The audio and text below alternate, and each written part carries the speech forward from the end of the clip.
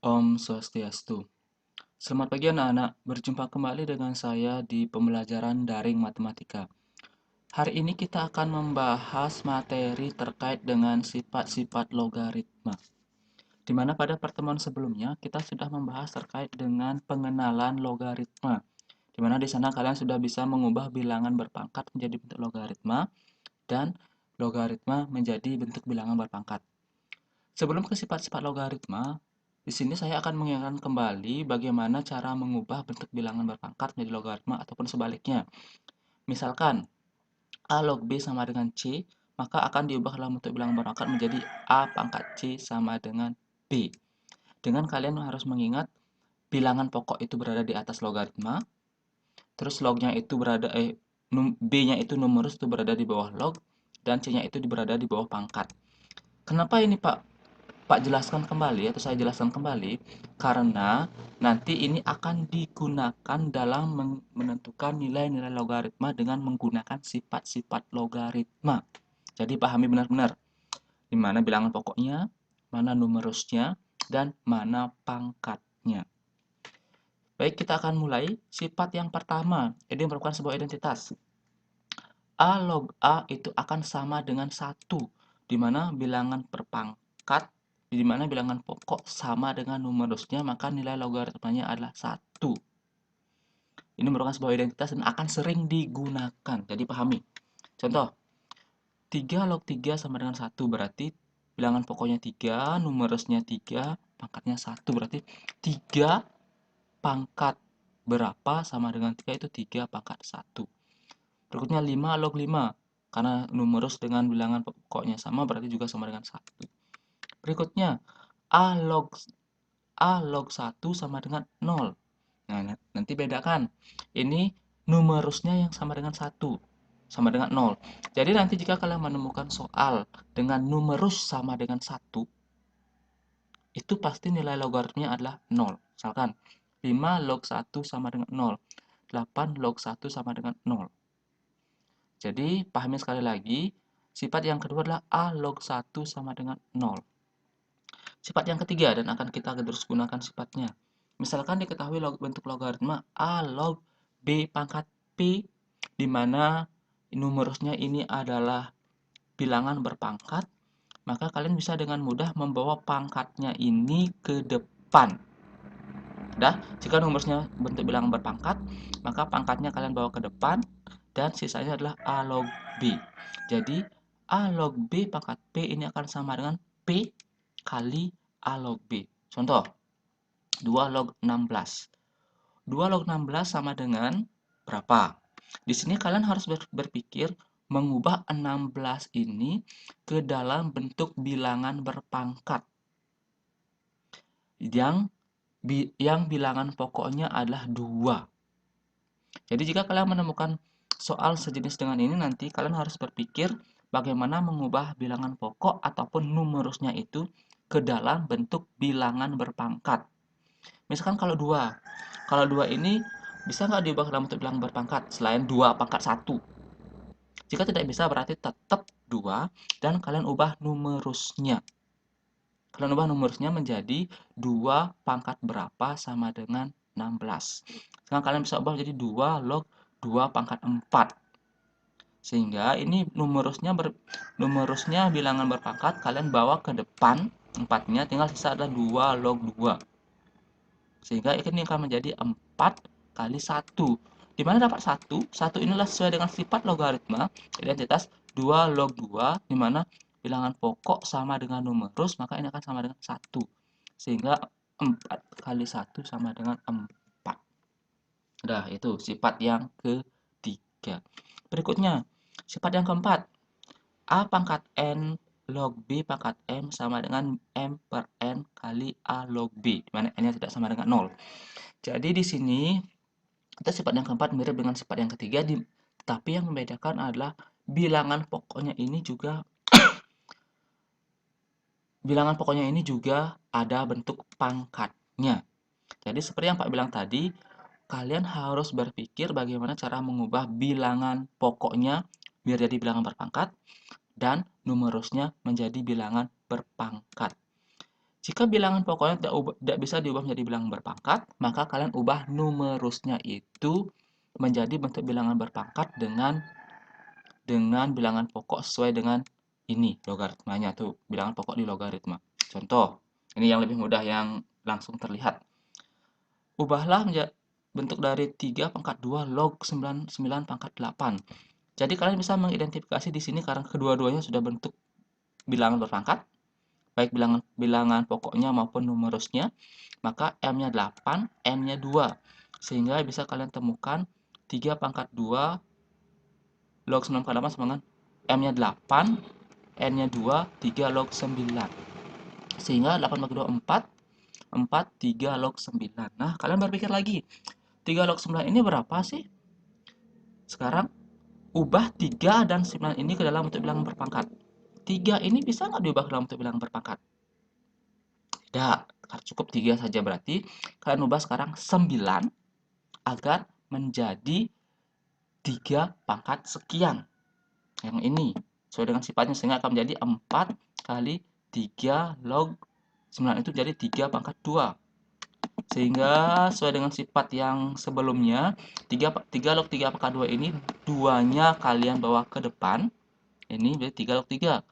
4 kali 2 berarti 8. 3 log 3 itu adalah 1. Berarti sama dengan 8. Nah, selanjutnya 4 log 8. Nah, sekarang 4 log 8, tetap kalian berpikir bilangan pokok dan numerusnya ini kalian ubah ke dalam bentuk bilangan berpangkat. Biar bisa menggunakan sifat-sifatnya. 4 berapa pangkat berapa sama 4? 2 pangkat 2, ya benar. Berikutnya 8. Karena ini sudah 2 pangkat 2, berarti yang ini juga harus diubah menjadi 2 pangkat sekian sama dengan 8. Yaitu menjadi 2 pangkat 3. Sehingga sesuai dengan sifat berarti M-nya 3, N-nya 2, sehingga menjadi 3 per 2 kali tinggal 2 log 2. 2 log 2 berapa? 2 log 2, 1. Berarti 3 kali 2, 3 per 2 kali 1 sama dengan 3 per 2. Sehingga di sini dapat disimpulkan 4 log 8 sama dengan 3 per 2. Sifat berikutnya ini yang sering kita akan gunakan, sifat perkalian dan sifat pengurangan. Sifat umumnya A log B sama A log B kali C, A log B kali C ini akan sama dengan A log B tambah A log C. Di mana dalam persoalan ini berlaku bolak-balik. Jika dalam soal nanti diketahui A log B kali C, maka kalian bisa mengubah menjadi A log B tambah A log C. Tetapi, jika dalam soal nanti diketahui A log B tambah A log C, kalian ubah ke dalam bentuk A log B kali C. Jadi ini berlaku bolak-balik dalam persoalan atau dalam soal. Dan ingat, sifat perkalian suatu logaritma ini akan menjadi sifat penjumlahan, dan sifat penjumlahan akan menjadi sifat perkalian. Akan dipahami nanti berdasarkan contoh berikut ini. Contohnya, 2 log 2 tambah 2 log 4 tambah 2 log 8. Jadi, sifat penjumlahan dan perkalian pada logaritma itu bisa berlaku apabila bilangan pokoknya sama. Yang ini bilangan pokoknya sudah sama? Ya, sudah. Berapa bilangan pokoknya? 2. Sehingga karena ini soal yang merupakan bentuk penjumlahan, jadi kalian ubah dalam bentuk perkalian. Berarti ini akan menjadi 2 log 2 kali 4 kali 8. Sehingga dapat 2 log 64. Nah, sekarang 2 log 64 itu berapa? Sekarang kalian selalu berpikir ubah ke dalam bentuk bilangan berpangkat. Baik bilangan pokoknya maupun numerusnya. Untuk 2 bilangan berpangkat, 2 pangkat berapa sama dengan 2? Pasti 2 pangkat 1. Ini tetap. Nah, sekarang 2 pangkat berapa sama dengan 64? Yaitu 2 pangkat 6. Sehingga sekarang kalian bisa menggunakan sifatnya, 6-nya ini kalian bawa ke depan. Nah, ini. Dan sisanya adalah 2 log 2. 2 log 2 tetap 1 identitas, berarti 6 pangkat 6 kali 1.